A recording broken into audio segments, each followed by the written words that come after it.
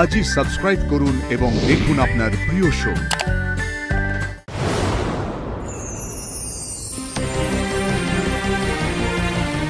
দাদু কোথায়?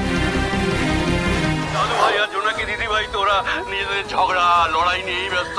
আমাদের কথা ভাববার সময় কোথায় ওদের? ওদের একদম সময় নেই। আমি চাই তুই একবার আমাকে শেষ দেখাটা দেখে যা, আমি আর পাচ্ছি না। না না না, আমি আমি আমি এরম ভাবে থাকতে পারবো না।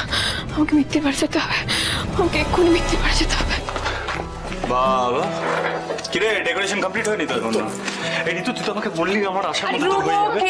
এই তো ধরো, তুই বলাই দাদি বলে দিয়েছি ওই সফট ড্রিঙ্ক, দাঁড়াও সফট ড্রিঙ্ক আর চিপসটা নিয়ে আসতে। ওকে, থ্যাংক ইউ।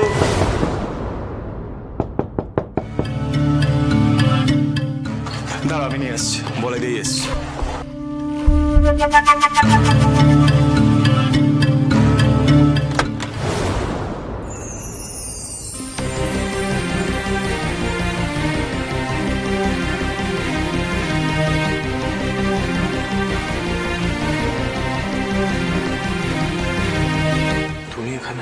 দাদু কোথায়?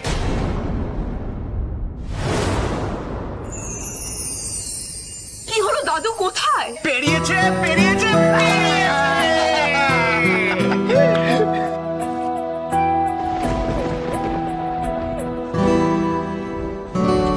শান্তি, তাড়াতাড়ি ঋতু আয়, আয় আয় আয়। এসব কি মা?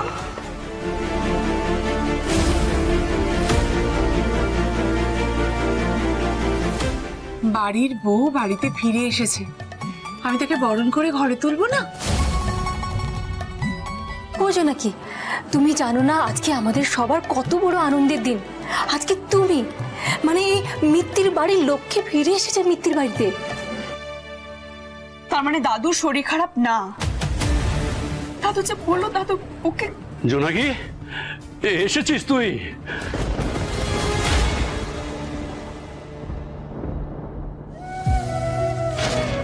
তোর শরীর খারাপ হয়নি দাদু?